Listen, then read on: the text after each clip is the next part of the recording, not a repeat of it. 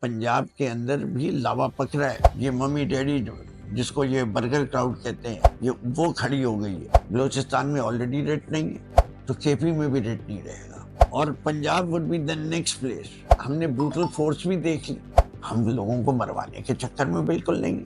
اب ہم نے اتنے تعداد میں لوگوں کو نکالنا ہے, یا ہم نے شہروں کو بند کر دینا ہے, شاہراہوں کو بند کر دینا ہے. الزام ہے کہ یار آپ تو جیل کے بجائے آپ نے کوئی سہولت لی اور آپ تو گھر شفٹ ہو گئے. یہ تو سہولت ڈاکٹر یاسمین راشد کو بھی ملنی چاہیے تھی. خان صاحب کی حکومت جا چکی تھی, مجھے کینسر ڈائگنوز ہو اور مجھے 3rd اسٹیج ایڈوانس کینسر تھا. میرے منہ میں تھوک نہیں بنتا, چیزیں نکلنے میں مجھے بڑی دقت ہوتی ہے. مراد علی شاہ صاحب نے بھی کوئی آپ کو فیور دیا جیل سے گھر منتقلی میں؟ میں کیونکہ 70 میں تھا تو ان کے لوگ آ کے انہوں نے باقاعدہ کہا کہ آپ سید ہیں, اور ایک سید جو ہے وہ ہمارے شہر میں آئے, اس کو جیل کا کھانا ملے, وہ ہمیں گوارا نہیں ہے. تو یہ اپنے گھر سے کھانا ضرور بھیجتے تھے لیکن انفارچونیٹلی وہ کھانا کھا نہیں سکتا. تو میں ایم شور کہ everyone must have played a little bit of it role, لیکن ساتھ ساتھ جو ہے مقبول باقر صاحب کی حکومت آ گئی تھی, اور مقبول باقر صاحب نے فیصلہ کیا تھا یہ ایونچولی کہ مجھے گھر شفٹ کرنے. اور مرتضی وہاں مجھ سے پہلی دفعہ جب میں اسمبلی آیا تو انہوں نے مجھ سے آ کے کہ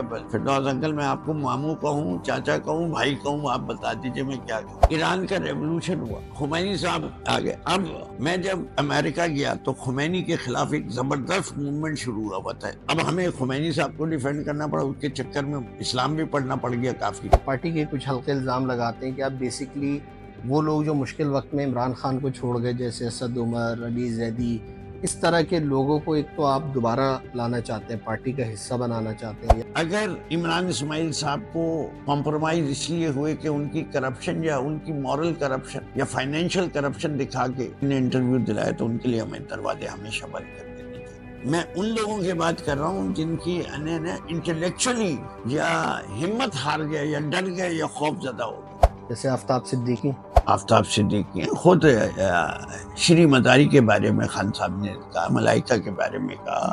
لیکن اگر عامر قیانی ہیں اور ان کے اوپر بھی کرپشن کے چارجز ہیں اور انہوں نے اپنی دولت کو بچانے کے لیے یہ کیا, تو اس کے بعد پی ٹی آئی کے دروازے ان کے لیے نہیں کھلنے چاہیے. اے پی ایم ایس او بنانے والے جو ہیں میرے خاندان کے لوگ تھے. روز اول سے کہتا ہوں I am born Pakistani, how can I be a Mohajir. تو آپ نے این ای ڈی میں اے پی ایم ایس او کے یونٹ نہیں کھلنے دیا, الطاف حسین کو آپ نے منع کر دیا. میں نے منع کر دیا. ماشاء اللہ کے خلاف کھڑے ہوئے تو فوجیوں نے ہماری پھر ٹھکائی بہت لگائی. میری تو لگائی, ساتھ ساتھ میرے والد صاحب کو بھی بہت تنگ کیا. ہم نے کہا بنگلہ دیش منظور, اس میں مجھے بڑے جوتے پڑے. یعنی بنگلہ دیش نامنظور کے مقابل آپ کہتے تھے بنگلہ دیش منظور. بنگلہ دیش منظور. اللہ میاں نے میری ازمائش بھی کی, اور میرے خیال سے مجھے بہتر انسان بنانے کے لیے مجھے 2 بیٹیاں ایسی دی جن کی وہ پیدا نابینا نہیں ہوئی, لیکن وقت کے ساتھ ساتھ ان کی بنائی جاتی تھی. علی زیدی کی جب رہائی ہوئی وہ آپ کے پاس آئے تھے سیدھا, یعنی گھر جانے کے بجائے وہ اس وقت سکھر یا جیکاباد میں کہیں وہ کیا کہنے آئے تھے آپ کو؟ مخالفین الزام لگاتے ہیں کہ 2018 کے الیکشن تو آپ کو اسی طرح سے جتوایا گیا تھا. اب آرمی کی چیف کی ایکسٹینشن آ گئی, اس کے اوپر امریکہ کا پریشر آ گیا, آرمی چیف کو ایکسٹینشن دو. So between the American pressure, the existing army chief pressure, ہم نے کچھ کام ایسے کیے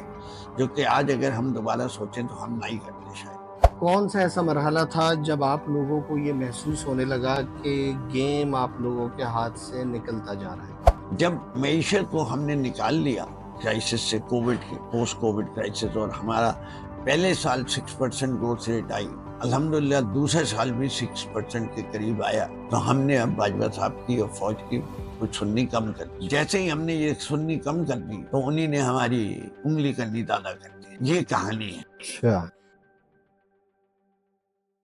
بسم اللہ الرحمن الرحیم. پاکستان تحریک انصاف کے additional secretary general Firdous Shamim Naqvi ہمارے ساتھ موجود ہیں. نقوی صاحب کا ایک طویل سفر ہے, ان کی سیاست, ان کا کاروبار, اور اس حالیہ عرصے میں خاص طور پر کئی مشکلات جھیلنے کے باوجود وہ ان لوگوں میں سے ہیں جو پارٹی کے ساتھ مستقل کھڑے ہیں. اس سے پہلے کہ مزید تمہید کی طرف جائیں, ہم براہ راست بات کریں گے فردوس بھائی سے. ان کے ماضی کے بارے میں بھی بات کریں گے, ان کا جو سفر ہے اس کے بارے میں بھی بات کریں گے, جو سیاسی صورتحال ہے, کیا, کیسے, کیوں ہوا, اور اب کیا ہونے جا رہا ہے, اور مستقبل میں کیا دیکھتے ہیں. فردوس بھائی بہت بہت شکریہ آپ کا. سب سے پہلے تو آپ ہمیں مختصراً یہ بتائیں کہ آپ کی جو جرنی ہے, آپ ایک اچھے کاروباری بھی ہیں, اچھے ایک سیاسی شخصیت کے طور پہ بھی موجود ہیں, اور 70s میں آپ جب این ای ڈی سے پاس آؤٹ ہوئے, اور اس وقت جو یونین کا ایک دور ہوتا تھا تو وہاں پر آپ پریزیڈنٹ بھی رہے ہیں 3 بار این ای ڈی یونیورسٹی کے. تو وہ جو ایک سارا سفر اور کاروبار جو یہاں تک آپ کا چلیے پہنچا، میں جلدی سے بتا دیتا ہوں اس آپ کے کو، بارے میں جی میں پلیز. جلدی سے بات. میرے والد محترم جو ہیں ان کا تعلق امروہہ سے تھا، سادات امروہہ سے تھا. علی گڑھ یونیورسٹی کے وہ گریجویٹ تھے. 1947 میں پاکستان تشریف لائے، اس کے بعد بینکنگ کے شعبے میں گئے اور ترقی کرتے کرتے وہ جب ان کا انتقال 57 سال کی عمر میں ہوا تو وہ BCCI اوورسیز کے پریزیڈنٹ ہوتے تھے، اور اس وقت وہ پوسٹڈ تھے جنیوا میں اور ابو ظہبی میں. جیسے BCCI تھوڑا سا بتا دیں، بہت سارے لوگ شاید جانتے بھی نہیں ہیں کہ یہ کیا تھا.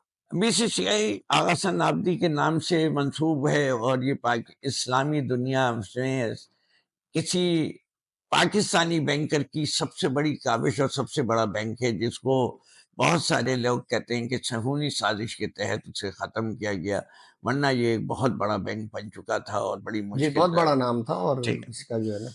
تو میرے والد صاحب کا انتقال 1983 میں ہو گیا تھا. میری عمر اس وقت 26 سال تھی.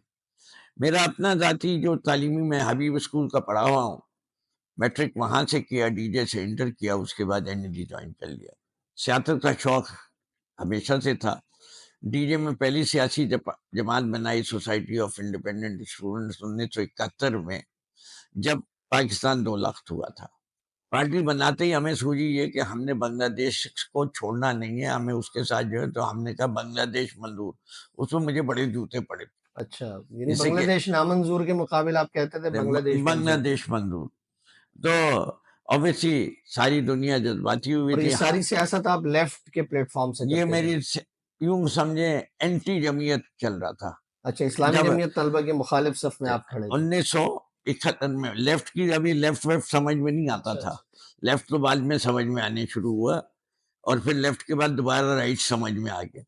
لیکن بڑا لیفٹ رائٹ سفر رہا ہے ہاں آپ کا.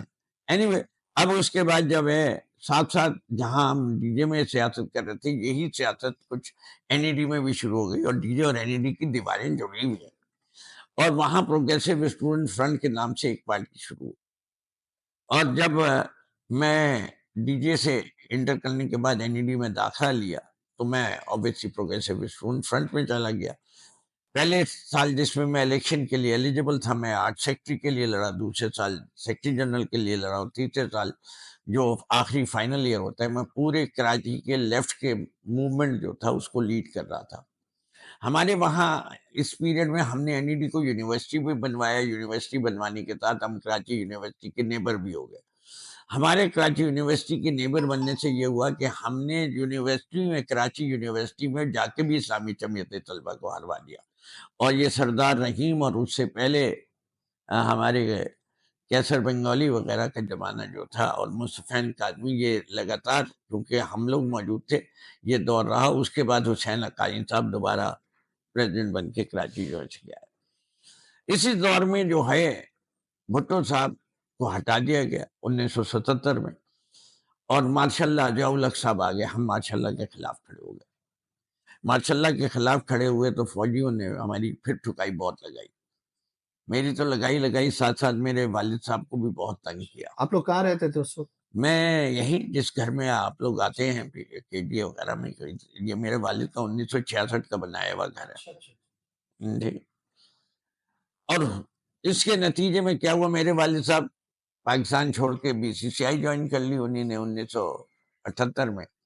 میں جب گریجویٹ ہوا تو بھٹو صاحب کو ٹانگ دیا گیا تھا. بڑا دل برداشتہ ہوئے، اور اس کے اوپر میں نے، اور مجھے بھی اس زمانے میں 4-4 5-5 دن جو ہے وہ حوالات میں ضرور رکھا، جیل کبھی نہیں گیا. اس وقت چونکہ اسٹوڈنٹ پاور ہوتی تھی تو تھوڑا بہت گھبراتے تھے فوجی، ماشاء اللہ ایڈمنسٹریٹر. ہاں، یونین بہت طاقت میں تھی، پورے جی پاکستان میں مظاہرے یونین ہوتے تھے. بڑی اس وقت اسٹرانگ موومنٹ ہوتی تھی، اس سے گھبراتے تھے. ایسے مولویوں اور وکیلوں سے گھبراتے ہیں آج کل، تو اس وقت اسٹوڈنٹ سے بھی گھبراتے تھے. آگے چل کے میں باہر چلا گیا، 2 ماسٹرز کیے یونیورسٹی آف مشیگن این آربر سے. 2 سال میں نے امریکہ میں کام کیا. اس کے بعد 2 سال مڈل ایسٹ میں نے ابو ظہبی میں سڑکیں بنائے. اور میرے والد کا انتقال جب 1983 دسمبر میں ہوا، 1984 کے آخر ایام میں واپس پاکستان آ گیا اور حبیب گروپ جوائن کیا. اور حبیب گروپ جوائن کرنے کے بعد میں 2018 تک حبیب گروپ کے ساتھ کام کرتا رہا. اور اپنا کام بھی جو کرتا تھا اس میں وہ پارٹنر میرے تھے جو آپ دیکھ رہے ہیں ایک زمانے میں وہ میرے پارٹنر اس کاروبار میں بھی تھے. میں نے ان کے ساتھ بے تحاشا مختلف قسم کے کاروبار کیے.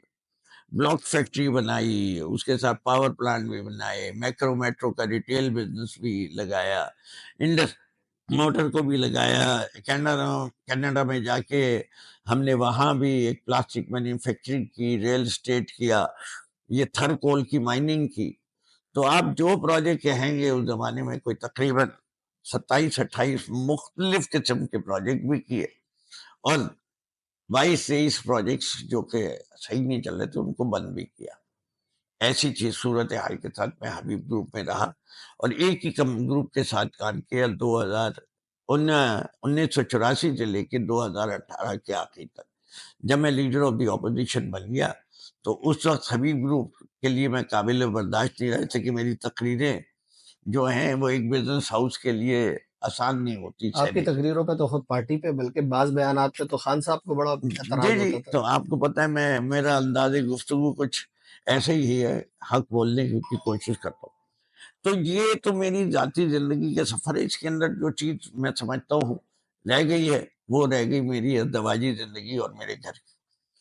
میرے 4 بیٹیاں ہیں اور ایک بیٹا ہے، اور اللہ میاں نے میری آزمائش بھی کی، اور میرے خیال سے مجھے بہتر انسان بنانے کے لیے مجھے 2 بیٹیاں ایسی دی جن کی وہ پیدا نابینا نہیں ہوئی لیکن وقت کے ساتھ ساتھ ان کی بنائی جاتی رہی. الحمدللہ یہ میرے اور میری بیوی کے لیے ہم سب سے بڑا اپنا زندگی کا اچیومنٹ یہی سمجھتے ہیں کہ میری بڑی بیٹی بلائنڈ ہے لیکن اس نے MBA بھی کیا ہوا ہے، ماسٹرز ان انٹرنیشنل، اور ابھی اس کو زیبس سے اس نے پچھلے سال ہی MBA مکمل کیا، سیکنڈ ماسٹر. تو زیبس والوں کی فرسٹ ہینڈی کیپ اسٹوڈنٹ ہے جس نے MBA کیا. اچھا، زبردست. یہ تو یعنی واقعی بہت بڑی اچیومنٹ ہے. جی، اور وہ اس وقت اینگرو کے HR ڈپارٹمنٹ میں کام کرے گا. اسے کام کرتے ہوئے بھی 10-12 سال ہو گئے. تو اور میری دوسری بیٹی جو ہے، باقی میری بیٹیاں سب کام کرتی ہیں. ایک بیٹی میری لائر ہے لنکن دن سے، اس نے بارٹ لا کیا ہوا ہے. ایک نے BBA کیا ہوا ہے، اس نے کارڈف سے کیا ہوا ہے. وہ اپنے شوہر کے ساتھ ان کا سرجیکل گڈس کا بزنس ہے، وہ چلاتی ہیں. انگلینڈ میں بیسڈ ہیں، ایک بحرین بیسڈ ہے اس وقت. اور میرا بیٹا میرا کاروبار دیکھتا ہے. میرا بیٹا اور میری بیوی اب یہ ریئل اسٹیٹ کا اور سیکورٹی کمپنی اور فیسلٹیز مینٹیننس کی کمپنی دیکھتا ہے. سب ماشاءاللہ پڑھے لکھے ہیں. رہائش میری اپنے والد کے گھر میں، اور اللہ کا لاکھ لاکھ شکر ہے اس یاد سے. اور کوئی پارٹی میں نے کم جوائن کی، روز اول. اچھا، یہ ایک سوال ہے. آپ کا جو ایک پوری جرنی ہے، یہ بات تو طے ہو گئی کہ جو سیاست کے جراثیم تھے وہ تو آپ میں پہلے دن سے ہی موجود تھے، مارے کھانا، حوالات دیکھنا. پھر آپ لگ گئے اپنے جس کو کہتے ہیں پروفیشنل لائف کا ایک حصہ بنے. اس دوران شہر میں یعنی پیپلز پارٹی، اس کے ساتھ ایک آپ کی ایک لگاؤ بھی رہا، وہ موجود رہی. اس نے ایک مشکل وقت بھی دیکھا 80s میں، جنرل ضیاء الحق کے زمانے میں. پھر ہم نے اس کے بعد دیکھا کہ کراچی کی حد تک ایک MQM کا ایک بڑا عروج آیا، اور یعنی الطاف حسین کی جو سیاست تھی یا ان کا جو ایک نیریٹو تھا، بہت سارے لوگ اس سے متاثر ہوئے. اچھا ہے، پیپلز پارٹی بھی تھی، MQM بھی موجود رہی. تو اس کے بعد یہ بتائیے کہ ان سب کی موجودگی، اور دیگر پارٹیز بھی تھی، PTI کی طرف آپ کیسے گئے؟ تو کوئی نام و نشان نہیں تھا. بڑا آسان اس کا جواب ہے. میرے لیے جب میں ND میں تھا تو APMSO بن گئی تھی. APMSO کی اگر آپ کو یاد ہو بنیاد 1976 میں ڈلی، اور بشرا زیدی کا کیس جو ہوا ہے وہ 1984 میں ہوا ہے. اس کے بعد MQM بنی ہے ورشپ. پہلے تو APMSO چلتی تھی. APMSO بنانے والے جو ہے میرے خاندان کے لوگ تھے. اچھا، اس سے کہ میں نے جیسے بتایا نا کہ میرے والد صاحب کا تعلق امروہہ سے تھا، اور تقی امروی، رئیس امروی ان کے فرسٹ بالکل. کزنز ان میں کا تھے. تو نام ہے کہ وہ نظریاتی طور پر جو ہے نا. فرسٹ کزنز تھے. انہیں سب سے پہلے، کیونکہ میں اسٹوڈنٹ لیڈر تو تھا ہی کراچی کا، انہیں بلا کے کہا. میں نے کہا میں نہیں، اس سے کہ میں اس بات پہ یقین ہی نہیں رکھتا. میں روز اول سے کہتا ہوں I am born Pakistani, how can I be a Mohajir. مہاجر تو ایک شناخت ہے نا، تو اس نہیں پہ نہیں، تو کوئی اعتراض نہیں بات ہونا یہ چاہیے۔ میرے لحاظ سے دیکھیں جو میری سوچ تھی، میں کہا میں نے ہجرت کی نہیں تو میں اپنے آپ کو مہاجر نہیں کہہ سکتا. آپ مجھ سے کہیں میں اردو اسپیکنگ ہوں، yes I am Urdu speaking mother language. آپ اگر میری کسی کلچر کو ہندوستانی بھی کہہ سکتے ہیں۔ اگر میرے کسی کلچر کو آپ آئیڈینٹیفائی کریں تو میں ہندوستانی نہیں کہوں گا، میں یو پی کے کلچر کو کہوں گا کہ میرے گھر کے اندر جو کھانے پکے جاتے ہیں، جو لباس پہنا جاتا تھا، جو ہمیں شیروانی زیادہ پسند ہے سوٹ کے مقابلے میں، یا اس قسم کے، یا ٹوپی جو ہے جنا کیپ یا ترکی ٹوپی پسند ہے کمپیئر ٹو پنک کے، وہ سب کا تعلق اگر آپ کسی ایک علاقے سے کریں گے تو وہ یو پی کا علاقہ ہے. اس سے کہ بمبئی کا ایک علیحدہ کلچر ہے، وہاں گجراتی اسپیکنگ آئے، مہاجر و ہجرت انہیں نے بھی کی. لیکن کراچی کے اندر جو کھوجا کمیونٹی ہے، یا بوری کمیونٹی ہے، یا آپ کی میمن کمیونٹی ہے جن کا سندھ سے تعلق ہے، ان کا کلچر از ڈفرنٹ. اسی طریقے سے جو پنجاب سے آئے ان کا ڈفرنٹ ہے. لیکن میں الطاف حسین سی میرے پاس آئے، میں اس وقت این ای ڈی کا پریزیڈنٹ تھا، انہوں نے کہا کہ میں یونٹ کھولنا چاہتا ہوں این ای ڈی کے اندر. میں منع کر دیا، اور میرے منع کرنے کی وجہ بڑی سیدھی تھی. یعنی الطاف حسین آپ کے پاس آئے کہ کراچی یونیورسٹی کے بعد این ای ڈی نہیں، کراچی یونیورسٹی میں تو اس یونٹ تھا وقت نا، کراچی یونیورسٹی میں کھولنا تھا، پھر این ای ڈی آئے تھے. تو آپ نے این ای ڈی میں اے پی ایم ایس او کے یونٹ نہیں کھلنے دیا، نہیں الطاف کھولنے، حسین کو آپ نے منع کر دیا۔ میں نے منع کر دیا. انہوں نے کہا کیوں آپ منع کریں؟ میں نے کہا بھائی دیکھو، انہوں نے کہا آپ کے یہاں سندھی اسٹوڈنٹ آرگنائزیشن ہے، پختون اسٹوڈنٹ فیڈریشن ہے، بلوچ اسٹوڈنٹ آرگنائزیشن ہے، یہ ساری ہیں، تو یہ اردو اسپیکنگ مہاجروں کی پارٹی آپ کیوں نہیں آتی؟ میں کہ وہ سب مائنارٹی ہے، میجورٹی کو پارٹی بنانے کی نہیں ضرورت ہوتی، مائنارٹی کو پروٹیکشن چاہیے ہوتا ہے. اینی وے وہ ہم نے این ای ڈی میں اے پی ایم ایس او نہیں کھلی جب تک میں اور میرے خیال سے 2 سال بعد تک اے پی ایم ایس او نہیں کھلی تھی. تو یہ جو اور ایم کیو ایم کی سیاست جو ہے نا، دیکھیں موج دریا میں بیرون دریا کچھ نہیں. آپ سیاست بنیادی طور پہ لوگوں کو جوڑنے کا نام ہے، لوگوں کو علیحدہ کرنے کا نام نہیں ہے. آپ کو ایک قوم بنانے کی کوشش ہم کر رہے ہیں. ہم جتنے متحد ہوں گے اتنا بہتر اور مضبوط پاکستان ہوگا. اگر میں بٹ جاؤں گا پنجابی، سندھی، بلوچ، پختون میں کمزور ہو رہا ہوں. اگر میں اپنے آپ کو بانٹ لوں گا شیعہ، سنی، دیوبندی، بریلوی، میں کمزور ہو رہا ہوں. میری خواہش کیا ہے؟ پاکستان کو عظیم دیکھنا. پاکستان عظیم اسی وقت ہوگا جب پاکستان ایک اکائی کے طور پہ سامنے آئے. اچھا فردوس بھائی، اسی کے ایک ضمنی سوال یہ پیدا ہوتا ہے کہ جو آپ نے یہ بات کی نا ایم کیو ایم کی، تو 35-40 سال کا عرصہ تو آلموسٹ گزر گیا ہے نا. آپ یہ بتائیے کہ جو ایم کیو ایم کی سیاست تھی، ظاہر سی بات ہے الطاف حسین نے شناخت دی جس کے اوپر بہت زیادہ بات کی جاتی ہے اور بہت ساری ایشوز پہ انہوں نے بات کی. آپ کے خیال میں 35-40 سال کے بعد آج اگر ہم اس کا یعنی موازنہ کرنے بیٹھیں تو کیا مہاجروں کو اس سیاست کا فائدہ ہوا ہے یا نقصان ہوا ہے؟ انہوں نے گین کیا ہے یا ان کی ساتھ سے گیا یہ سب؟ دیکھیے پہلی چیز تو میں اس کنسیپٹ سے ایگری نہیں کرتا، لیکن ان سے زیادہ بڑی جو غلطی کی الطاف حسین نے، پہلی چیز اسے نفرت کی سیاست نہیں کرنی چاہیے تھی. اس کو اپنی سیاست کے پلانے کے لیے پٹھانوں، پنجاب، سندھی کے لوگوں کے خلاف لوگوں کو نہیں لے کے جانا چاہیے. غلطی نمبر 1. آپ اپنی بات کریں، اپنے حقوق کی بات کریں، کوئی برائی نہیں. دوسری چیز، جب آپ نے مہاجروں کی ریپرزنٹیشن کر رہے تھے تو آپ اسی پہ اٹکے رہتے. آپ نے اپنا نام ہی رکھا تھا مہاجر. آپ نے متحدہ کس چکر میں بن گئے؟ اس سے کہ آپ کی کوئی ٹریکشن تو ہونی نہیں تھی. پہلے آپ نے پنجابیوں کا قتل عام کیا، پٹھانوں کا کیا، سندھی کا کیا، کراچی کی معیشت کو تباہ کر دیا. ایم کیو ایم کے لوگوں کا بھی تو وہ بھی تو مارے گئے نا، اور جی پھر نہیں، وہ تو ہے. آفاق احمد اور الطاف حسین کی آپسی جنگ میں ہزاروں مہاجر بھی مارے گئے. پہلی چیز ہے نا، for every action there is a reaction. ایک تاریخی طور پہ اگر دیکھا جائے، ایم کیو ایم جو ہے وہ اسٹیبلشمنٹ کی پیداوار ہے. آج بھی اسٹیبلشمنٹ کنٹرول کرتی ہے. اسٹیبلشمنٹ نے انہیں پیدا اس لیے کیا تھا کہ انہیں نے سندھ کو ڈیوائیڈ کرنا تھا. سندھ کو پہلی دفعہ اربن رورل کلیئر ڈیوائیڈ جو پیدا کیا وہ ایم کیو ایم بنا کے پیدا کر دیا. ورنہ کراچی میں پیپلز پارٹی اتنی ہی مقبول تھی جتنی پیپلز پارٹی انٹیریئر سندھ میں مقبول تھی 1970 کے الیکشن. پنجاب میں بھی تھی، کے پی کے میں بھی تھی، اس وقت یہ صوبہ جو سرحد تھا. سندھ کے اندر اربن رورل ڈیوائیڈ ہوا ہے، اس کے اندر 2 لوگوں نے جو ہے بڑا کردار ادا کیا ہے.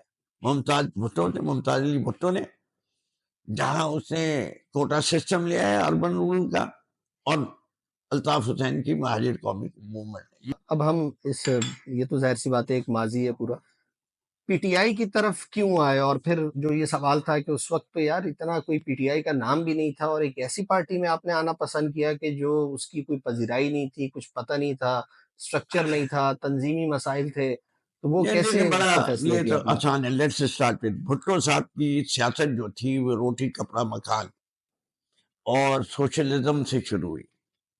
اس پیریڈ میں جو امریکہ پڑھنے گیا تو مجھے کیپٹلزم کا ایک رخ بھی دیکھنے کو ملا، بڑا انٹینڈڈ، اور موقع سوچنے کا ملا. تو مجھے اس بات کو تو احساس ہو گیا کہ انسان جو ہے وہ یکساں نہیں ہے، اور ہر انسان میں مختلف صلاحیتیں ہیں، اور انسان کی صلاحیت کو روکنا نہیں چاہیے. جب آپ انسان کی صلاحیتوں کے اوپر قدغن لگا دیتے ہیں یا اس کا ریوارڈ سسٹم ختم کرتے ہیں تو انسان کی جو اڑان ہے اس میں رکاوٹ آ جاتی ہے. تو اس لیے یہ جو سوشلزم والا نظام تھا اس کے اندر بہت سارے، اس کا فلسفہ جب کبھی بیٹھیں گے تو بات کریں گے. لیکن ایک وہ دوسری چیز ہے کہ میں 1978 میں گریجویٹ ہوا تھا. 1978 میں ایک چیز اور ہوئی، ایران کا ریولوشن ہوا، خمینی صاحب آ گئے. اب میں جب امریکہ گیا تو خمینی کے خلاف ایک زبردست موومنٹ شروع ہوا تھا، اور اس کی وجہ آپ کو پتہ ہے. اچھا، جیسے ہی انہیں پتہ چلتا تھا کہ آئی ایم مسلم تو وہ پوری، اور وہاں کی بھی سیاست میں شوق تھا، اسٹوڈنٹ پالیٹکس ہوئی تھا، وہاں بھی گھس گئے تھے. اچھا، وہاں پر بھی آپ نے جو ہے نا اپنا کردار ادا کرنا وہ شروع کیا؟ کہتے ہیں چور چوری سے جاتا ہے، ہیرا پھیری سے تو نہیں جاتا. لیکن وہاں بھی گھس گئے تو وہاں بھی ڈیبیٹنگ فورمز وغیرہ میں جب بیٹھتے تھے تو سوال ہوتا تھا. اب ہمیں خمینی صاحب کو ڈیفینڈ کرنا پڑا، اس کے چکر میں اسلام بھی پڑھنا پڑ گیا کافی. اچھا، جیسے مطلب جیسے آپ جو خمینی صاحب کے انقلاب تو اس کو وہاں ڈیفینڈ کر رہے تھے امریکہ کی ویسے یونیورسٹیز میں؟ میں اس خطے سے تھا. ویسے بھی پاکستان کو امریکہ میں کوئی نہیں جانتا تھا، تو پاکستان کو سمجھانے کے لیے کہنا پڑتا تھا country between Iran and India, that's Pakistan. بلکہ بہت سارے لوگ تو ہندوستان کا ایک حصہ سمجھتے تھے. جی وہی تو میں یہ بتا رہا ہوں، باقاعدہ مجھے تو یہ ڈیفینیشن دیتا تھا میں کہ ایران سمجھتے تھے خمینی کی وجہ سے یا شاہ کو ہٹانے کی وجہ سے، اور انڈیا تو انڈیا تھا. تو میں یہ کہتا تھا. تو اب اس سے دو کام ہو گئے، ایک کیپٹلزم کو نیگیٹو طریقے سے بھی دیکھا، پازیٹو سے بھی دیکھا، اور دوسری طرف اسلام کی طرف رغبت آنی شروع ہو گئی. تو خود بھی میں لیفٹسٹ سے جو ہے ہلکے ہلکے رائٹسٹ ہو گیا اس بات اعلان میں. اچھا، پھر زندگی میں ایک بہت بڑا جھٹکا، والد بہت بڑا سایہ وہ تھے. تو وہ جب سایہ سر سے اٹھا تو اس نے بھی انسان کو حقیقت کو، زندگی کی حقیقت، زندگی اور موت، تو میں لیفٹ سے رائٹسٹ ہو گیا. ٹھیک ہے، تو یہ ایک بڑا، جب رائٹسٹ ہو گیا تو پیپلز پارٹی سے تھوڑا ویسے ہی ہٹ گئے، ویسے کہ وہ ابھی بھی لیفٹ کی بات کرتے تھے. اور نواز شریف سے میری کچھ بزنس میٹنگ وغیرہ ہوئی حبیب گروپ کے سلسلے میں، تو سوائے سری پہ پائے اور کھانے بڑے اچھے کھائے ان کے دسترخوان کے، باقی ان کی ذہنی سطح جو ہے یعنی وہ آپ میاں صاحب کی مہمان نوازی سے لطف اندوز ہو چکے ہیں؟ جی میں ہو چکا ہوں، لیکن مجھے ان کی جو انٹلیکچل کیپیبلٹی یا بات چیت تھی، میرا دل نہیں مانتا تھا کہ ایسے آدمی کو میں اپنا لیڈر مانوں. اچھا، اب ہم یہاں بہت سارے لوگ جو تھے وہ تلاش میں شروع ہو گئے. اچھا، بڑے عجیب متفرق قسم کے لوگ تھے. میں تھا، ڈاکٹر عارف الوی تھے، وہ جماعت سے چھوڑ کے آئے تھے. نجیب ہارون صاحب جو تھے وہ ویسے تو بائی طبیعتاً تو جماعت کے نہیں ہیں، لیکن اسلامی جمعیت طلبہ کے پلیٹ فارم سے وہ بھی این ای ڈی کا الیکشن لڑ کے پریزیڈنٹ رہے تھے میرے بعد. وہ بھی میرے کلاس فیلو ڈیجو سے چلے آ رہے ہیں. تو اس زمانے میں ایسی دشمنیاں بھی نہیں ہوتی تھیں، تو اور ہمارا مکالمہ ہوتا تھا، بات ہوتی ہاں، تھی. ہم ایک دوسرے کے ساتھ بیٹھا کرتے تھے، اور ہم نے کہا یار کوئی نہ کوئی، ناظم حاجی ہو گئے، سمر علی خان آرکیٹیکٹ تھا میرا دوست تھا، ہم آپس میں بیٹھتے تھے. وہ کہتے تھے کہ ہمیں ایک سیاسی موومنٹ شروع کرنا چاہیے. ہم کراچی میں کو ایم کیو ایم سے چھڑوانا چاہتے تھے، اسے کہ ہم ایم کیو ایم کے سب خلاف تھے کہ یہ جو ہے ایم کیو ایم جو ہے اس شہر کو اور اس ملک کو تباہ کر رہی ہے. We تو یہ were all سوچ آپ لوگوں کی جو کلاس تھی اس میں پائی جاتی تھی کہ ایم کیو ایم سے جو ہے نا کراچی کو نجات دلانا ہے، تو ایک یہ علیحدہ پلیٹ فارم دینا ہے ٹھیک ہے، پولیٹیکلی. تو وہ اس کے لیے ہم ملنا کرتے تھے، بیٹھا کرتے تھے. اور اسلامی جماعت اسلامی بھی اس زمانے میں ٹوٹ پھوٹ کا شکار ہوئی ہوئی تھی، اس سے کہ انہوں نے کوئی فیصلہ کیا جس کے لیے ایسے انہوں نے اسلامی جمعیت ضیاء کا قانون آیا کہ اسٹوڈنٹ یونین اور پھر اسٹوڈنٹ ونگ پارٹی کا مدر پارٹی کا حصہ نہیں ہو سکتی، تو ان کے 3 حصے ہو گئے، اسلامی جمعیت، طلبہ، پاسبان اور جماعت اسلامی. مختلف انہوں نے جو ہے نا اب وہ جب 3 تجربات حصے کیے تھے. ہوئے، اس کے اندر سے جماعت اسلامی کی ایکچولی جو ایکٹیوسٹ والی روح تھی وہ ختم ہو گئی، اس ڈویژن وہ پاسبان میں چلی گئی یا اسلامی جمعیت طلبہ میں رہ گئی، باقی یہ بڈھے رہ گئے کھیلنے کے لیے سیاست.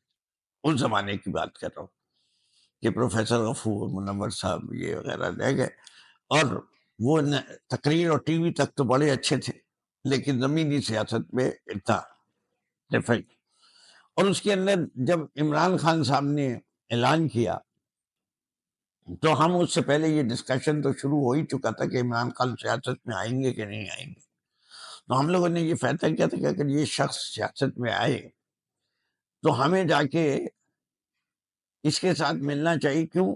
اس سے کہ ہم نے کہا ہندوستان کی سیاست جو ہے وہ کیرزمیٹک پولیٹیشین ڈھونڈتی ہے، اور Imran Khan by that time after winning the world cup in 1992 اس سے زیادہ کرسمیٹک پرسنالٹی پاکستان میں مانی نہیں جاتی تھی. اور ان کے چام کے بارے میں تو ہم کیا بات کریں، بڑی بڑی حسینائیں ان کے چام میں آ جاتی تھی.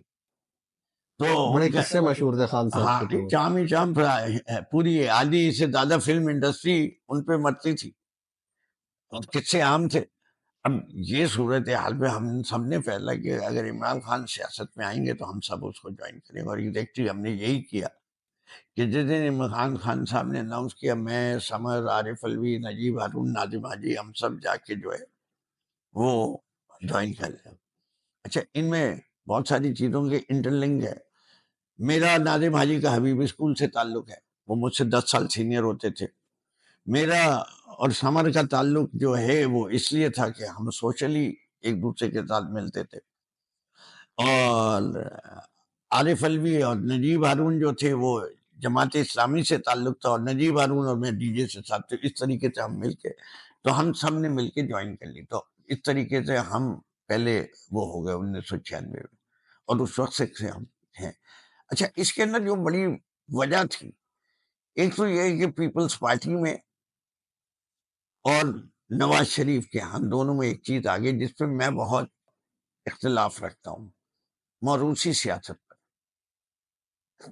ذوالفقار علی بھٹو کی پارٹی کے اندر بڑے اچھے اچھے لوگ تھے جن کو میں مبشر حسن جیل، بڑے نام تھے، زیادہ قابل لوگ تھے. یہ نہیں ہے کہ وہ صرف جو ہے وہ کسی بڑی لینڈ لارڈ تھے یا فیوڈل تھے، نہیں، قابل لوگ تھے ٹھیک طور پہ. تو لیکن ان کو جس طرح دودھ میں سے مکھی کی طرح نکال کے پھینک دیا گیا، پہلے وہ شاید مجبوری تھی وقت کی. نصرت بھٹو نے سکسیڈ کیا، اس کے بعد بے نظیر آ گئی، یا بے نظیر سے پہلے ایک زمانے میں یہی تھا کہ جی مرتضیٰ بھٹو آئیں گے. مرتضیٰ بھٹو سے زیادہ اگریسو شاہ نواز تھے تو شاہ نواز نے ٹیک اوور. لیکن بھٹو ہونا ضروری تھا پیپلز پارٹی کو ہیڈ کرنے کے لیے، وہ بات بھی سمجھ میں نہیں آ رہی تھی. اور اسی طریقے سے نواز شریف صاحب نے آ کے ایک جگہ شہباز شریف کو کھڑا کر دیا، ایک جگہ خود کھڑے ہو گئے، تو وہ بھی بات سمجھ میں نہیں آتی. اچھا، دوسری چیز ہے کہ آپ نے اگر ایک میرے کریکٹر فلا دیکھ لیں، میں بڑے پہلے سے یقین رکھتا ہوں کہ فوج کا سیاست سے کوئی تعلق نہیں ہونا چاہیے. ضیاء اللہ کے ایوب خان کے خلاف بھی موومنٹ میں حصہ لیا، اس وقت اس کو میٹرک کی تھی، اور 1970-71 کا واقعہ ہوا، اور اس کے بعد پھر ضیاء اللہ کے خلاف ہوئے، اور اس کے بعد جو ہے میں یہاں تھا نہیں، ورنہ میں تو مشرف کے ساتھ بھی جو پی ٹی آئی بیٹھی تھی میں نے اس سے بھی اختلاف کیا تھا. اسی کا ایک سوال یہ پیدا ہو رہا تھا نا کہ آپ کا تو ایک بیک گراؤنڈ یہ تھا. مخالفین الزام لگاتے ہیں کہ یار 2018 کا الیکشن تو آپ کو اسی طرح سے جتوایا گیا تھا. نہیں، وہ دیکھیے میں اس الزام پہ آ جاتا ہوں. اگر آپ کہتے ہیں، پہلی چیز تو دیکھیے پہلا کیونکہ ہر چیز کا ایک اسکیل ہوتا ہے، ٹھیک ہے. ایک ہوتا ہے نمک زیادہ ہے، ایک ہے نمک چٹکلا ہے. اور ایک ہے نمک مناسب ہے، ٹھیک ہے نا؟ جب نمک زیادہ ہے تو کھانا کھایا نہیں جا سکتا، نمک چٹکلا ہے تو برداشت کر کے کھایا جا سکتا ہے، کچھ کو ذرا برا لگے گا، کچھ کہیں گے ٹھیک ہے۔ مناسب نمک رہنا جو ہے وہ صحیح ہے۔ ہمارے ہاں بھی فوج کے کردار کی آمیزش جو ہے وہ اگر چٹکلے سے زیادہ بڑھ جاتی ہے تو مسئلہ ہو جائے گا، اس سے کہ مجبوری ہے، لارجسٹ انسٹیٹیوشن ہے، لیکن جس قسم کی مداخلت انہوں نے کی اس ملک کو تباہ کر دیا۔ پی ٹی آئی نے اپنے سر پہ کچھ چیزیں سوار کی ہوئی تھیں، سیاسی امیچورٹی بھی کہہ سکتے ہیں، وقت کی ضرورت بھی کہہ سکتے ہیں، آپ جس زاویے سے دیکھنا چاہیں دیکھیں۔ کرپشن ہمارا کارنر اسٹون تھا، گڈ گورننس، ٹرانسپیرنسی۔ آپ کبھی بھی دیکھ لیں تاریخ میں پی ٹی آئی نے ہمیشہ ایک اینٹی کرپشن پلیٹ فارم لے کے چلی، اور کرپٹ کیا کانسیپٹ تھا پی ٹی آئی اور اس کی لیڈرشپ کا کہ سب سے زیادہ کرپٹ کون لوگ ہیں؟ پولیٹیشنس ہیں، ان کو راستہ دکھانے والے بیوروکریٹس ہیں، سب سے پاک و پاکیزہ کون ہے؟ فوجی ہے۔ اگر بالکل آپ ایسی نے نیریٹو تھا۔ اگر آپ نے کرپشن کا خاتمہ کرنا ہے تو آپ کو کس کے ساتھ ہاتھ میں لانا چاہیے؟ تو اس کرپشن کے خاتمہ کرنے کے لیے مشرف سے ہاتھ ملایا گیا کہ ایک دفعہ مشرف اچھا صاف کر دے۔ اچھا یہ بھی پتا تھا کہ اگر آپ ایک نارمل طریقے سے صاف کرنے کی کوشش کریں گے تو قانونی رکاوٹیں اتنی آئیں گی کہ کر نہیں سکیں گے، تو آپ یہ کام کر اس وقت سکتے ہیں جب آپ کے پاس وہاں قانون اور آئین کی حکومت نہ ہو۔ اب میں آج 70 سال کی عمر میں یہ کہہ سکتا ہوں کہ یہ سوچ غلط تھی، یہ temporary fixes are not fixes, so this is an issue, اور اس ایشو کو خیال رکھتے ہوئے ہم نے جو کیا وہ کیا، اور ہمیں جو ہے وہ خیال رکھنا چاہیے آئندہ کی نسلوں کو کہ کبھی بھی پرنسپلس کو سیکریفائی نہیں کرنا چاہیے۔ اچھا فردوس بھائی یہ بتائیے، جو یہ تو سارا پارٹی کا ایک سفر ہوا، مجھے یہ بتائیں کہ کون سا ایسا مرحلہ تھا جب آپ لوگوں کو یہ محسوس ہونے لگا کہ گیم آپ لوگوں کے ہاتھ سے نکلتا جا رہا ہے اور چیزیں تبدیل ہو رہی ہیں، اور پھر اسی طرح سے جو آپ لوگوں نے اسمبلی توڑی اور استعفے دیے، اپنی حکومت جو ہے ختم کی، یعنی جو کے پی کے اور پنجاب میں تھی، تو یہ سارے فیصلے کیا درست تھے؟ اور تبدیلی جو آ رہی تھی، یعنی آپ سے جب حکومت دیکھیے لی پہلی جا رہی چیز تھی۔ میں ذرا آپ کو تھوڑا سا پیچھے لے کے چلوں، پارٹی کے اندر ایک میجر ڈیبیٹ تھی کہ فوج کے ساتھ کس حد تک تعاون کرنا چاہیے، یہ ایک بڑا میجر ڈیبیٹ تھا۔ دوسری چیز یہ کہ ہماری سب کی میموری بڑی شارٹ ہے، ہم جیسے ہی حکومت میں آئے ہیں اس کے بعد ہمارے بہت سارے کرائسس شروع ہوئے۔ پہلا کرائسس تو انڈیا کا اٹیک تھا جو ہوا، اور جو ایئر فورس کا جو ان کے ہم نے جہاز گرائے اور باقاعدہ ٹینشن ہو گئی، ایک پورا فالس فلیگ آپریشن ہوا، پلوامہ جو ہے وہ ہمارے ہاں ایک مسئلہ ہو گیا، وہ پلوامہ میں ہوا تھا، بالکل۔ ٹھیک ہے نا، ایک بہت بڑا ملک کی سلامتی کے لیے خطرہ ہو گیا، فوراً فوج کی تمام تر ضرورتیں ہمیں پوری کرنی پڑی، فوج کے ساتھ کوآپریٹ کرنا پڑا، فوج کے ساتھ بیٹھنا پڑا، اور obviously جب آپ کی اکانومی اسٹرانگ نہیں ہو تو آپ کی قربت بڑھتی ہے۔ تو ہمارے یہاں ایک تھیوری ڈیولپ ہوگی کہ فوج کو صحیح کریں گے لیکن وقت آنے پہ کریں کیچ دا منکی سلولی والی یہ بات۔ پارٹی میں ڈیبیٹ ہوتی ہاں تھی۔ بالکل ڈیبیٹ ہوئی تھی کہ اسے کہ میرے جیسے لوگ تو فوج سے خلاف ہیں، اب آپ کے یہاں یہ فوج کے ساتھ تعاون کیوں ہو رہا ہے؟ یہ 2018 کا پے آف تھا، یعنی تو وہ 2018 کا الیکشن پہ ڈسکس کر لیں گے کہ کیا تھا کہ نہیں تھا۔ لیکن یہ صورتحال کے بعد جب فوج کے ساتھ ہم نے we are on the same page, one page والی جو تھیوری شروع ہوئی، وہ ہمیں اندر سے ہمیشہ بادر کرتی رہتی تھی، اور خان صاحب کو بھی بادر کرتی تھی، اور خان صاحب نے ہوا یہ کہ اس کے بعد کووڈ آ گیا، میچ کے اندر ری اپوائنٹمنٹ آف آرمی کی چیف کی ایکسٹینشن آ گئی، اس کے اوپر امریکہ کا پریشر آ گیا، ان کے افغان کرائسس کا سلوشن ان کے خیال سے یہی تھا کہ فوج کے آرمی چیف کو ایکسٹینشن دو، اگر اس کو نہیں ایکسٹینشن دو گے تو جو افغانستان کے کرائسس کا ریزولوشن ہے وہ ڈیلے ہو جائے گا، ایک نئی آرمی چیف آئے گا۔ سو between the American pressure, the existing army chief's pressure, ہم نے کچھ کام ایسے کیے جو کہ آج اگر ہم دوبارہ سوچیں تو ہم نہیں کرتے شاید. لیکن یہ سب ہونے کے بعد جب معیشت کو ہم نے نکال لیا کرائسس سے، کووڈ کی پوسٹ کووڈ کرائسس، اور ہمارا پہلے سال 6% گروتھ ریٹ آئی، تو ہم نے کہا اب یہ وقت آیا ہے کہ P T I in its true colours آئے. تو پی ٹی آئی کا پھر الحمدللہ دوسرے سال بھی 6% کے قریب آیا. تو ہم نے اب باجوہ صاحب کی اور فوج کی کچھ سننی کم کر دی. جیسے ہی ہم نے یہ سننی کم کر دی تو انہی نے ہماری انگلی کرنی زیادہ کر دی. یہ کہانی ہے. تو یہ صورتحال کے اندر پی ٹی آئی. اچھا، ہمارا اپنا جو سب سے زیادہ پریشان کن مرحلہ تھا، جو خان صاحب کو بھی پریشان کرتا تھا، ہمارے تمام لوگوں کو کرتا تھا. آپ لوگ بھی ہم سے سوال پوچھتے تھے، آپ نے کہا آپ لوگوں نے مروا لیا 12% مہنگائی. اور ہم سوچتے تھے ہم الیکشن کروائیں گے تو لوگوں کو جواب کیا دیں گے. 12% مہنگائی ہوش ربا مہنگائی تھی ہمارے لحاظ سے، اور ہم تو سمجھتے تھے بہت بری طرح پٹیں گے عوام میں اب جائیں گے. تو یہ تو ان لوگوں نے ہم پہ احسان کیا بغیر سوچے سمجھے. ہمارا اپنی بھی پروجیکشن یہ تھی کہ اگر ہم رہیں گے بھی تو 2 سال کے بعد ہم جو ہے اس کو سنگل ڈیجٹ پہ واپس لے کے آ سکیں گے. 8%، 9%. 8-9% مہنگائی بھی بہت مہنگائی ہے عوام کے سہنے کے لیے. لیکن پتہ نہیں انہی نے کیا سوچ سمجھ کے بغیر، یہ تو اپنے آپ کو بڑے بڑے ماہر کہتے تھے کہ اتنے فارن منسٹر، اتنے پرائم منسٹر ہمارے رینک میں مل کے لی، اور وہ 12% کو اٹھا کے 38% پہ لے گئے. اب اس کے بعد تو ہمارے سارے گناہ دھل گئے، ہم تو پوتر ہو گئے. ہم اتنے قابل ہو گئے کہ ان کے سارے پی ایچ ڈی سے ہماری جو میٹرک کا سرٹیفکیٹ ہے وہ زیادہ اچھا تھا، اس لیے کہ ہم تو حکومت کو کی نہیں تھی، ہمارا تو پہلا تجربہ تھا. تو یہ صورتحال کی وجہ سے اب آئیں کہ خان صاحب نے جو فیصلے کی، میرے خیال سے میں آج تاریخ کی روح سے، اور یہ فردوس شمیم نقوی کا تجزیہ ہے، اور میری پارٹی میں بہت سارے لوگ میرے اس تجزیے سے ایگری کرتے ہیں، بہت سارے نہیں بھی ایگری کرتے، آپ بھی شاید نہیں کریں. میں سمجھتا ہوں کہ خان صاحب کا نیشنل اسمبلی کا چھوڑ دینا جو تھا وہ صحیح فیصلہ تھا. اگر خان صاحب نیشنل اسمبلی کو نہیں چھوڑتے تو عوام کبھی عمران خان کے ساتھ نہیں کھڑی ہوتی.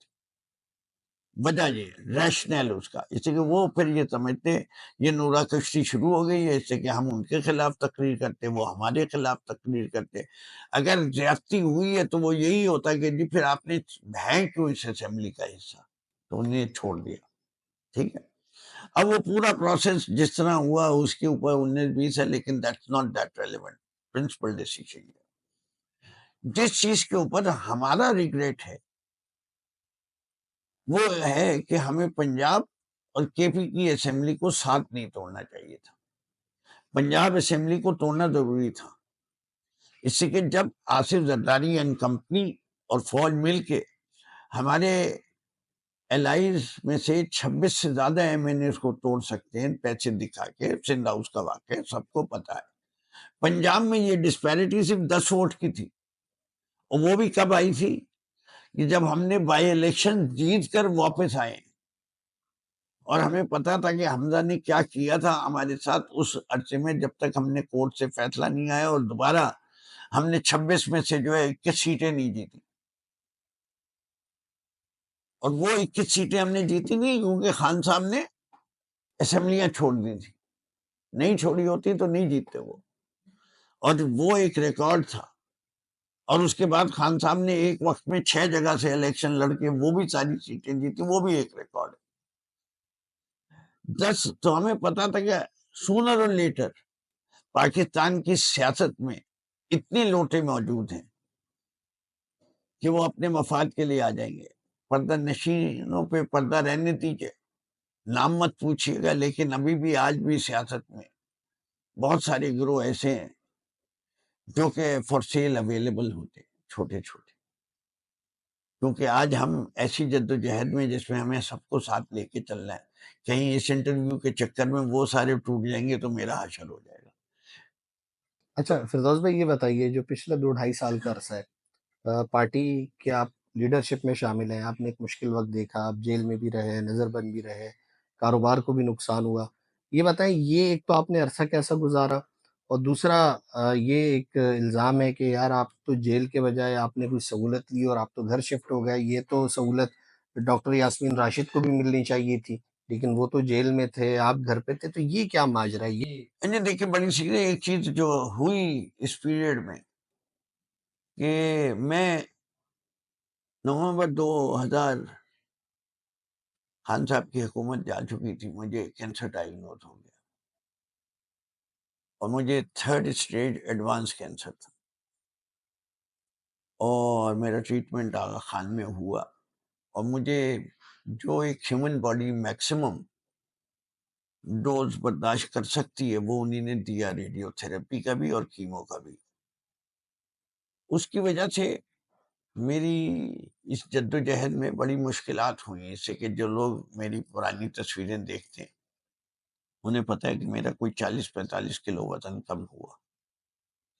آج بھی میری، جبکہ علاج کو 30 سال مکمل ہو رہے ہیں، میرے منہ میں تھوک نہیں بنتا، میں چیزیں نگلنے میں مجھے بڑی دقت ہوتی ہے، میں مسالے والی چیز کوئی نہیں کھا سکتا، میں مرچ نہیں کھا سکتا، میں بہت ساری اس قسم کی ڈائٹری پرابلمس ہیں۔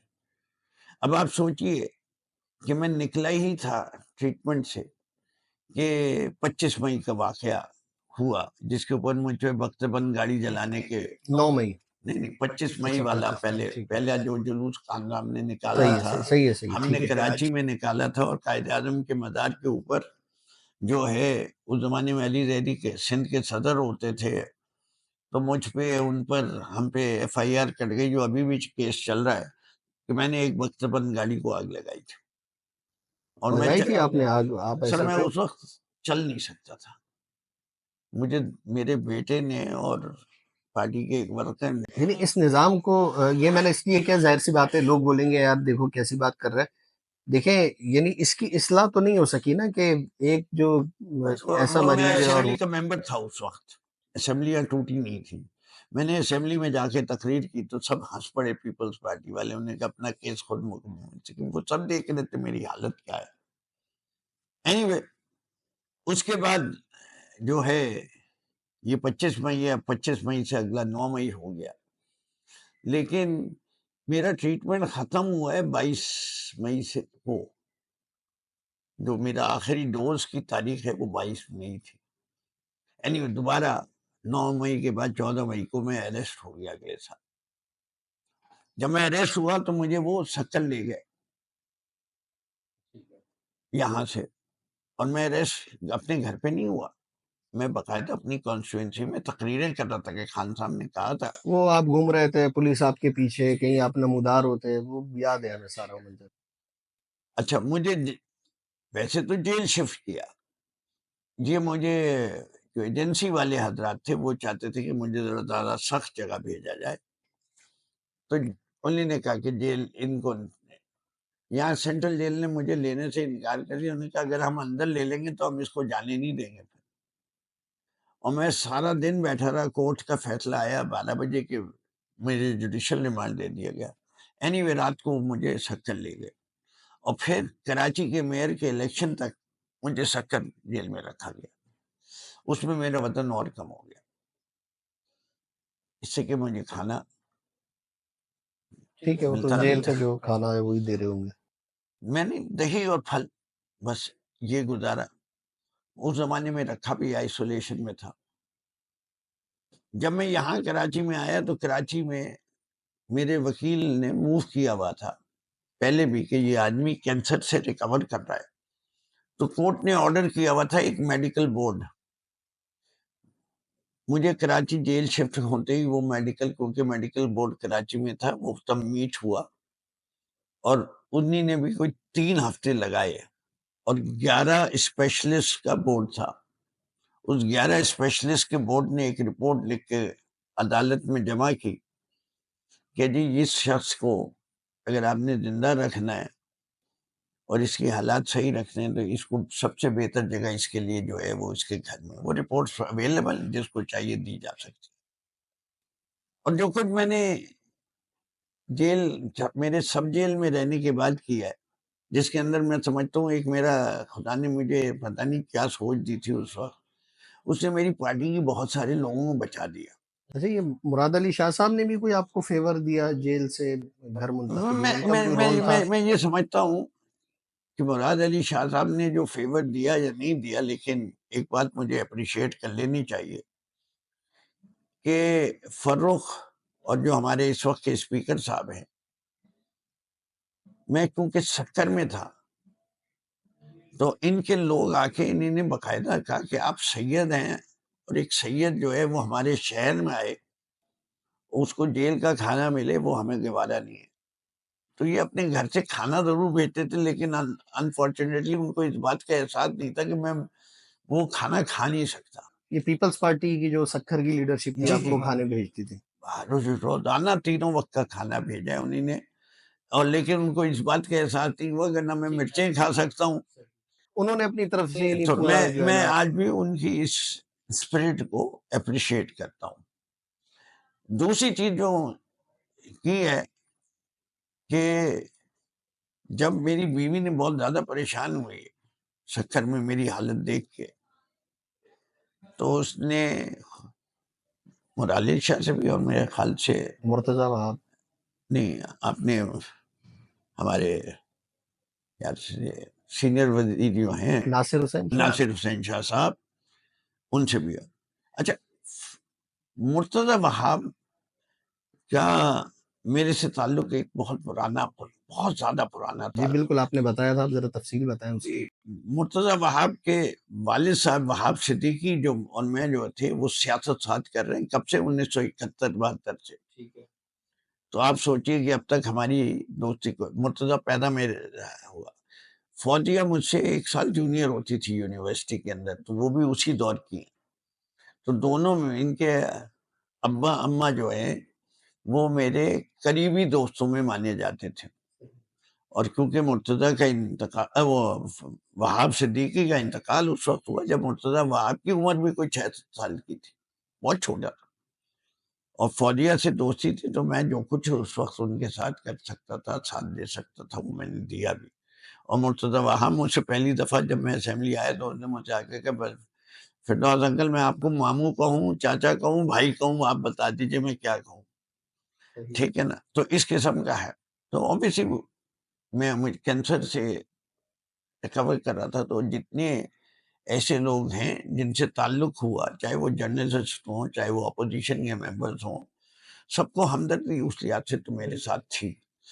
اچھا، میں نے کبھی بدتمیزی کی سیاست اس طریقے سے کرنے پہ یقین بھی نہیں رکھتا تھا، تو میں ایم شور کہ everyone must have played a little bit of a role, لیکن ساتھ ساتھ جو ہے مقبول باقر صاحب کی حکومت آ گئی تھی اس وقت تک، اور مقبول باقر صاحب نے فیصلہ کیا تھا یہ ایونچولی کہ مجھے گھر شفٹ کرنے کا۔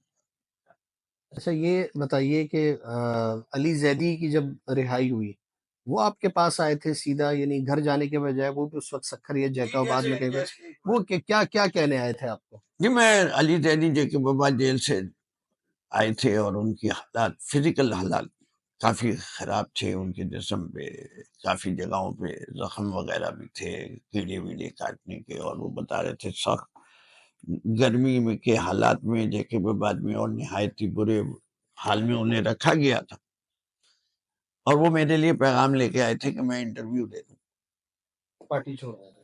پارٹی چھوڑنے کا انٹرویو دے دوں۔ تو میں اسے کہ انہیں نے فیصلہ کر لیا تھا اور اناؤنس بھی کر دیا تھا، تو میں نے ان کو جواب دیا کہ میں ضرور انٹرویو دینے کو تیار ہوں، اگر یہ آ کے مجھے یہ ثابت کر دیں کہ جو کچھ یہ کر رہے ہیں وہ پاکستان کے لیے بہتر ہے۔ میرے پاس کایا نہیں کوئی یہ سمجھانے میں۔ یہ آپ کا جواب تھا، پھر اس کا کوئی جواب نہیں آیا؟ اس کے بعد جواب وہ یہ آیا کہ وہ میری بلڈنگ کے 2 منزلیں توڑ کے چلے گئے۔ اچھا، یعنی کاروبار کو پھر نقصان پہنچنا شروع یہاں ہوا؟ میرے سارے اکاؤنٹس فریز کر دیے، سب کچھ کر دیا۔ لیکن دیکھیے، میں اپنے نوجوانوں کو بتاتا ہوں کہ ہم کہتے ضرور ہیں کہ ارادے خدا ہے، یقین کرتے ہو؟ میں تم لوگوں سے کہہ رہا ہوں یقین کرو، ارادے خدا ہے۔ نہ تم یہ لے کے جاؤ گے قبر میں، نہ تم یہ لے کے آئے تھے ماں کی پیٹ سے۔ دینے والا وہی تھا، وہ دے بھی سکتا ہے، لے بھی سکتا ہے. یقین کے ساتھ رہو، جو تمہاری قسمت کا ہے وہ ملے گا. اور خوف تو پیدا ہی نہیں کرو، اس سے کہ کوئی تمہیں موت نہیں دے سکتا. جب وقت آئے گا وہ آئے گی، آئے گی، کوئی روک نہیں سکتا. اور جب تک خدا نے زندگی رکھی ہوئی ہے کوئی لے نہیں سکتا.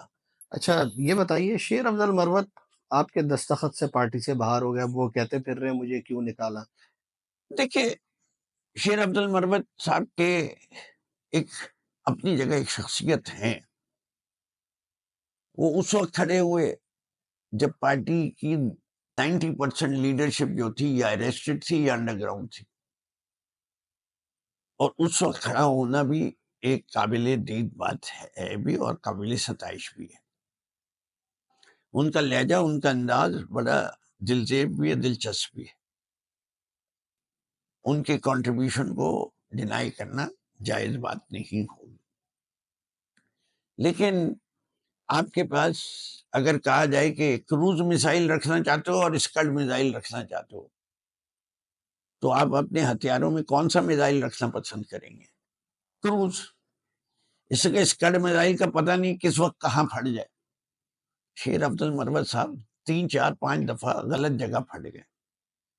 سعودی عربیہ کا بیان بالکل غلط بیان تھا، کوئی اس کا سر پیر نہیں تھا.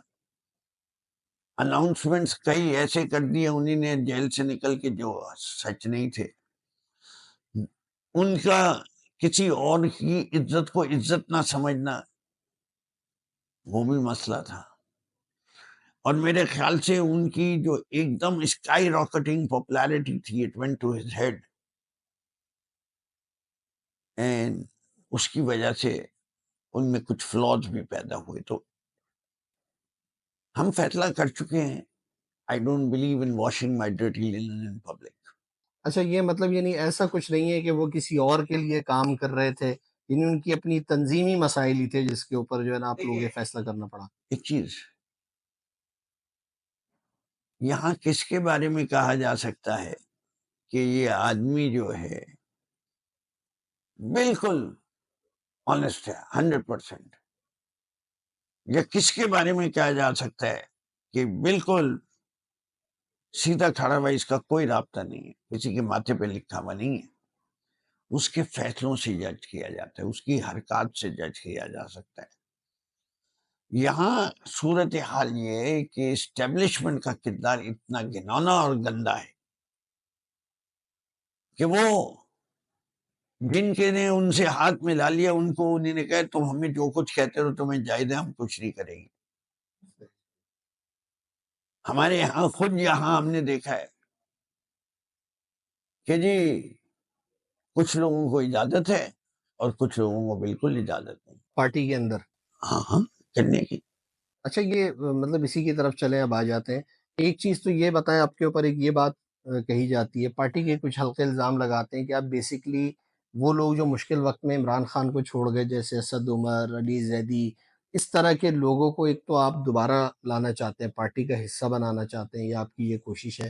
اور اس کے ساتھ ساتھ جو یہ ایک پہلو ہے کہ اب بہت ساری جو ہے نا آپ کی پارٹی کے اندر، یعنی آپ کی وہ بھی لیڈرشپ کے ہی لوگ ہیں، وہ دوسرے لوگوں کے بارے میں بات کرتے ہیں کہ یہ کمپرومائز ہو چکے ہیں اور یہ سمجھوتا کر چکے ہیں اور یہ عمران خان کی رہائی کے لیے اس طرح مہم نہیں چلانا چاہتے. تو یہ جو دو معاملات ہیں اس پر آپ کیا کہیں گے؟ یہ دیکھیں، پہلے والا میں ان لوگوں میں سے ہوں کہ مجھ سے مرتضی وہاب بھی ملتا ہے، رضا ربانی بھی میرے اسکول کے ہیں، میرے بہت سارے پاکستان مسلم لیگ کے دوست بھی ہیں جو میرے بچپن کے دوست ہیں.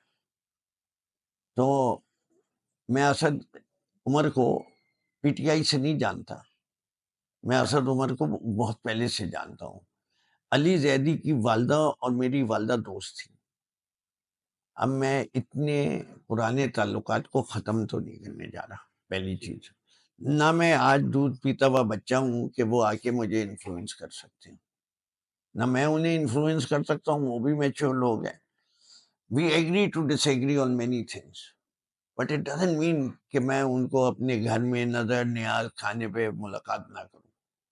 یہ میرے خاندانی روایات کے خلاف ہے. اس سے کہ میں ہمیشہ بلاتا ہوں، اگر کنڈوں پہ بلاتا ہوں یہ ممکن نہیں ہے کہ میں اب کونے پہ آ کر وہاں میرے پی ٹی آئی کے اور باقی دوست بھی آئے ہوئے تھے، صدر عارف علوی بھی آئے ہوئے تھے، اسد عمر بھی آئے ہوئے تھے، تو آئے ہوئے تھے وہاں لوگ دیکھتے ہیں اور وہ کہتے ہیں یہ بات، یہ میرا خاندانی روایت ہے، میں اس کو قائم رکھوں گا، کہ وہ اچھا لگے برا لگے میرے سے۔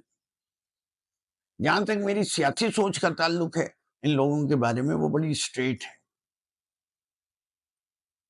یہ اور وہ لوگ جو کھڑے ہوئے ہیں خان صاحب کے، وہ برابر نہیں ہے۔ اجاز چودھری بھی میرے دوست ہیں، میاں محمود رشید بھی میرے دوست ہیں، یاسمین راشد بھی میری دوست ہیں۔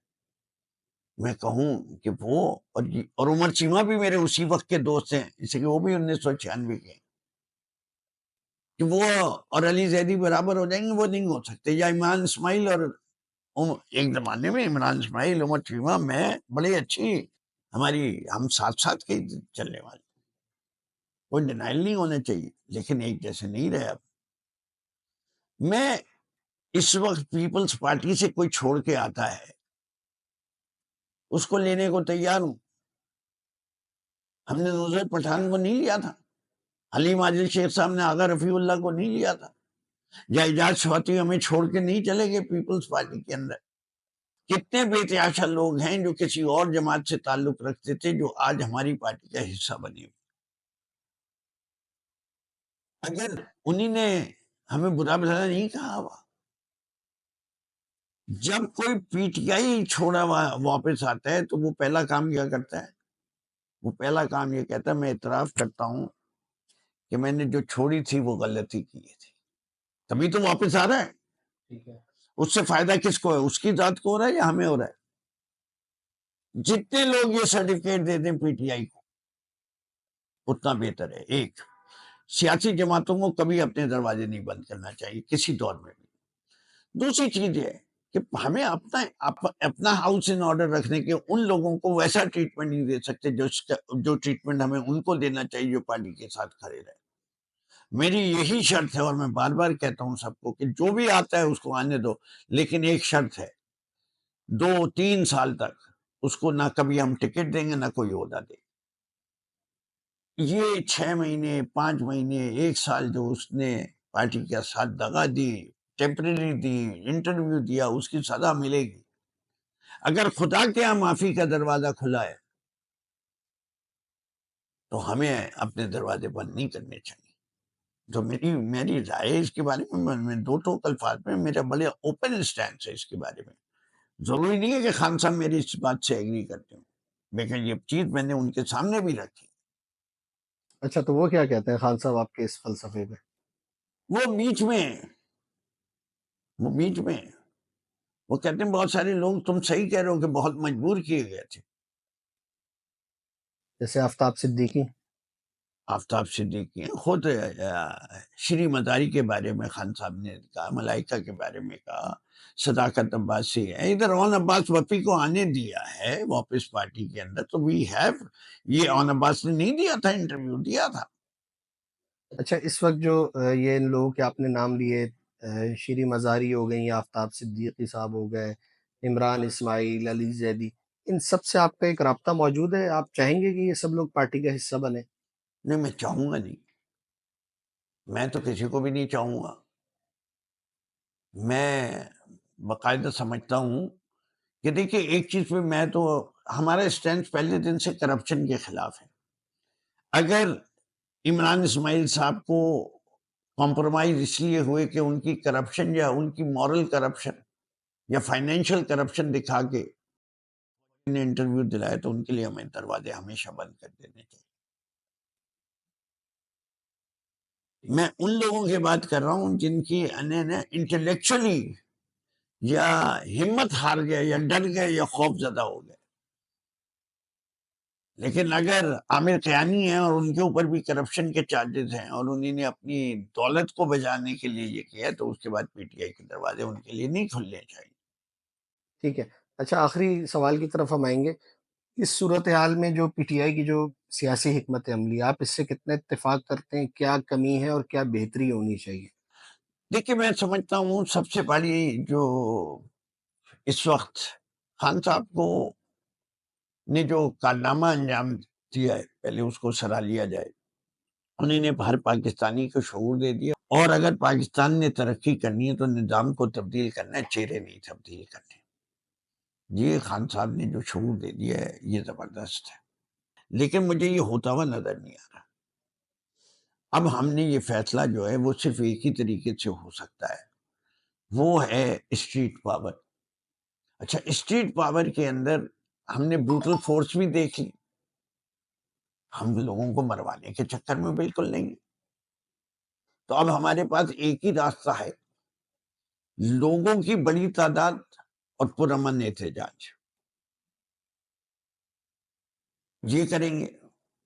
اور یہ نہیں ہوگا تو پھر اگلا جو ہے وہ ریولوشن ہے، اور ریولوشن کے جو ہیں وہ which way it will go، کس کے فیور میں اینڈ ہوگی وہ ہمیں نہیں پتا۔ لیکن میں جس طرح پاکستان کی سیاست دیکھ رہا ہوں، بلوچستان میں آلریڈی ریٹ نہیں ہے، اور اگر فوج پیچھے نہیں ہٹی تو کے پی میں بھی ریٹ نہیں رہے گا، اور Punjab would be the next place۔ جیسے کہ پنجاب کے اندر بھی لاوا پکڑا ہے، آپ جائیے لمس جیسی یونیورسٹی میں which is the elitist university, کس قسم کا خیر مقدم ہوتا ہے۔ یہ ممی ڈیڈی جس کو یہ برگر کراؤڈ کہتے ہیں، یہ وہ کھڑی ہو گئی ہے۔ میں بھی اسی برگر کراؤڈ کا ہی حصہ ہوں نا، coming from an upper middle class family. کھڑا ہو گیا کہ نہیں کھڑا ہو گیا؟ تو کوئی میں مزدور لیڈر نہیں ہوں، کچھ نہیں ہوں، I M a business leader, لیکن کھڑا ہوں۔ اب ہم نے اتنے تعداد میں لوگوں کو نکالنا ہے، یا ہم نے شہروں کو بند کر دینا ہے، شاہراہوں کو بند کر دینا ہے، اتنے مقامات پہ بند کرنا ہے۔ یہ آئیں گے، ہم بھاگ جائیں گے، پھر آ کے بند کریں گے، آنکھ مچولی کھولیں گے۔ اچھا فردوس بھائی، اسد عمر کے بارے میں آپ کی کیا رائے ہے؟ آپ کے دسترخوان پر آج بھی وہ بھی آتے ہیں، اور جو موجودہ لیڈرشپ ہے وہ بھی بیٹھی ہوتی ہے۔ ان کو کہتے ہیں کہ جب وہ وزیر تھے، وزیر خزانہ تھے، انہوں نے کئی غلط فیصلے کیے اور پھر وہ پارٹی بھی چھوڑ کے چلے گئے۔ ان کی پرسنالٹی کو آپ کہاں ریٹ کرتے ہیں؟ ان کے فیصلے کیسے تھے؟ اس نے پارٹی کو کیا فائدہ دیا، کیا نقصان پہنچایا؟ دیکھیے، اسد کیسر صاحب کی، اسد عمر۔ اسد عمر صاحب کی جو بات ہے، وہ اپنی، میں ہمیشہ ہر آدمی کی عزت کرتا ہوں جو اچیور ہو، جو achiever who. Asad Umar is an achiever irrespective، اور ہر آدمی اپنے فیصلوں کا خمیازہ ضرور بھگتتا ہے۔ the higher you go the harder you fall۔ Asad Umar سے بہتر پریزنٹر کوئی نہیں ہے جس سے میں اکراس ہوں، لیکن کیا میں اسد عمر کی فلسفی سے ایگری کرتا ہوں؟ نہیں۔ کیا میں اسد عمر کو بہت بڑا بہادر آدمی سمجھتا ہوں؟ نہیں۔ میں اسد عمر کو سمجھدار آدمی سمجھتا ہوں، میں عارف علوی صاحب کو سمجھدار آدمی سمجھتا ہوں۔ Arif Alvi if he was not a dentist he would have been a very good diplomat۔ ٹھیک ہے نا؟ تو ہر آدمی میں کچھ پازیٹیوز ہوتے ہیں اور کچھ نیگیٹیو ہوتے ہیں۔ ہر آدمی کو اکبر the great did not become great کیونکہ وہ خود بہت بڑا کوئی عظیم انسان تھا، اس نے اپنی ٹیم بڑی اچھی چنی ہوئی تھی۔ یہ تو خان صاحب کے اوپر ہے کہ ان کو اپنی جو ویکنیس انہوں نے آئیڈینٹیفائی کری ہوئی ہوں گی، اور ہر آدمی نے کی ہوئی ہوتی ہیں، اسے کہ اپنے خود سے زیادہ کوئی کسی کو نہیں جانتا، تو انہیں وہ دیکھنا ہے کہ جو حصہ نالج کا ان کا کمزور ہے وہ اپنی ٹیم کے کی ممبرس کے ذریعے اسے پورا کریں، اور بیسٹ پاسبل ٹیم چنیں، اور ایز کلیکٹیو ٹیم فیصلے کریں۔ تو اگر اس کے اندر اسد عمر کی جو بہتر چیزیں اس کی ضرورت ہو تو استعمال کریں۔ مجھے تو وہ بھی نہیں سمجھ میں آتا، میں سمجھتا ہوں کوئی بھی پاکستانی ہو، کرسچن ہو، ہندو ہو، قادیانی ہو، وہ پاکستانی ہے تو وہ اس کو پاکستان کے لیے استعمال کریں۔ جہاں تک قادیانی ہے وہ اس کا ذاتی مسئلہ ہے، ہم ان کو کافر سمجھتے ہیں، کافر سمجھتے رہیں گے، لیکن آپ ان کو ملک میں رہنے دے رہے ہیں۔ وہ اس خطے سے بلانگ تو کرتے ہیں، پیدا تو یہاں ہوئے، تو اس ملک کے جو پاکستانی شہری ہیں ان کے حقوق برابر ہونے چاہیے۔ یہ تو آپ جو میاں عاطف جو تھے، مجھے تو ڈاکٹر عبدالسلام کی بات کر رہا ہوں، میاں عاطف سے زیادہ مجھے آج بھی دکھ ہوتا ہے کہ ہمارا ایک نوبل پرائز ونر ہے اور ہم صرف اس کو اس لیے نہیں بات کرتے کہ وہ قادیانی ہے، میرا عاطف کی طرف نہیں تھا، میں تو اتنے بڑے عظیم سائنٹسٹ کی طرف. دیکھیے جسٹس کارنیلیس پاکستان کے بہترین جسٹس ہیں، سیلیبریٹ کرنا چاہیے. بھگوان داس صاحب، کیا مائنورٹی سے تعلق رکھنا جو ہے وہ کوئی جرم نہیں ہونا چاہیے اس ملک میں؟ قائد اعظم کا بتایا ہوا اصول ہے. ہمارے جھنڈے میں سفید حصہ مائنورٹی کو ریپرزینٹ کرتے ہیں، ہم نے تو انہیں جھنڈے پہ چڑھایا ہوا ہے. بہت شکریہ. یہ ہم نے گفتگو کی فردوس شمیم نقوی صاحب سے.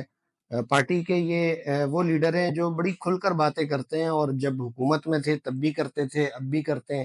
ان کے خیالات آپ نے سنے، کس طرح سے لگے، ہمیں ضرور اس کا فیڈ بیک دیجیے گا، اور اس طرح کے مختلف انٹرویوز ہم آپ کے سامنے لاتے رہیں گے، تاکہ اگر جو سیاسی صورتحال ہے، سماجی معاملات ہیں، آپ کے سامنے وہ ساری صورتحال کھل کر سامنے آ سکے. بہت بہت شکریہ.